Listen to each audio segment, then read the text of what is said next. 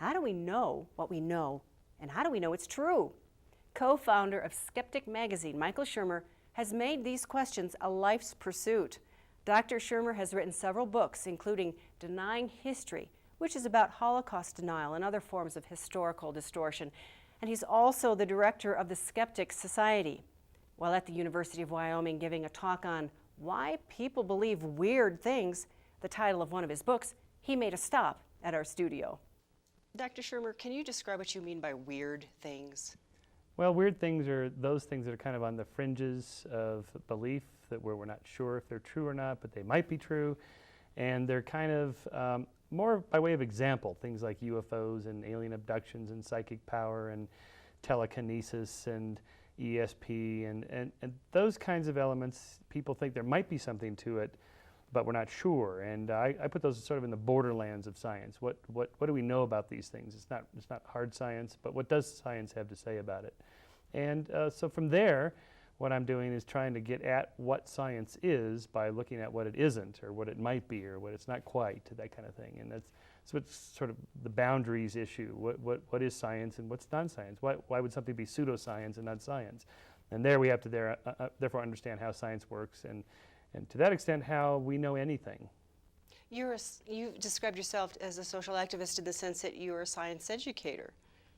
Yes, we are researchers. We want to know why people believe weird things or anything, so we do scientific research. But I think more importantly, our job at the Skeptics is to teach critical thinking, teach science, how science is done, so we're into science education, especially not just adults, but kids. So we have, in addition to Skeptic magazine, we have Junior Skeptic magazine for kids, because that's who we have to get to teach critical thinking, how to think like a skeptic, which is not disbelieving things. It's asking, that's nice, what's the evidence? Prove it. What's the proof? How do you know that's true? It's just asking probing questions. So I heard you say, or to paraphrase what you said in the presentation you just gave, you said that there is no such thing as the paranormal or miracles, and if it appears that way, that it's because we just don't understand it yet. Yeah, I go so far as to say there's no such thing as the supernatural or the paranormal. There's just the natural and the normal and all the mysteries we have yet to explain. And it's okay to say I don't know. I mean, it's one of the beauties of science is that it's provisional and it's tentative and we're not sure, and some things we're confident about but other things we're not, and we have to keep an open mind. And to me, that's one of the appealing things about science, is that I can participate and we don't have to have any dogmatic absolutisms, and that you can love the mystery. See, we love the mystery, but saying that, oh, the mystery is it's a paranormal, it's an X-Files conspiracy or something, that doesn't really explain it. It's just saying, instead of calling it a mystery, it's giving it a label which ends the conversation. I want to keep the conversation open by saying, we don't know what it is, let's go look. Do you think that there are things that the human brain is incapable of perceiving? Perceiving or explaining? I think both. I think you take the best scientific minds that we've had in our, in our history, and I wonder, would they even be capable of asking questions because they're limited in intelligence? In other words, I guess what I'm saying is, it kind of begs the question of a more intelligent being. Mm-hmm. Could there be a structure that we're limited to perceiving because of our limitations?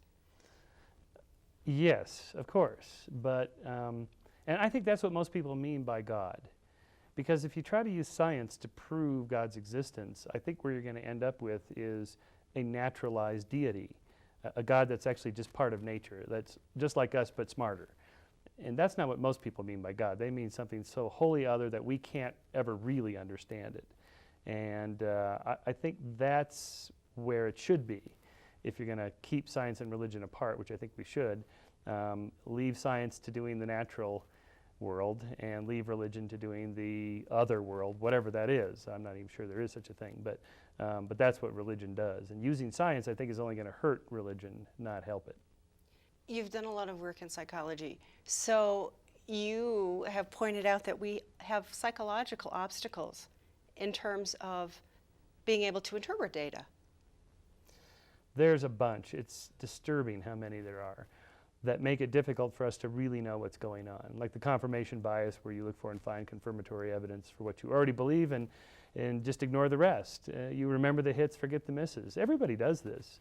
Conservatives think liberals are complete nuts, and they give a whole list of reasons for why they're conservatives and why those liberals should be conservatives. But liberals feel the same way, and they have the same kinds of arguments and same amount of evidence. So what's going on here? It's like the whole global warming thing. You have left-wing scientists and right-wing scientists. What's this stuff with wings and scientists? Scientists aren't supposed to have wings, but scientists are people. And as people, they're political animals, and they have those biases. But the thing about science is that it has a built-in self-correcting machinery that forces scientists to be aware of their own biases and find their own mistakes, because if they don't, somebody else will, with great glee, point it out. So that's what makes science different than other traditions, I think. As a historian of science, in a sense of how scientific thought has evolved, where are we now in terms of our sophistication? Oh gosh, well, given the state of the world and its rabid belief in weird things, it seems grim. But compared to, say, the Middle Ages, when they burned witches and as heretics, things are a lot better than they used to be. I mean, we don't believe a lot of that goofy stuff. We believe other goofy things, but it's not as dangerous. I think our superstitions are more along the lines of a kind of fringe elements. Where I worry about is superstitions creeping into politics and economics and social stuff. Then it begins to affect a lot of people. Dr. Michael Shermer, you're the co-publisher of the Skeptic magazine Skeptic and the magazine. Society. We want to thank you for joining us today on Wyoming Signatures. You're welcome. Thank you for having me.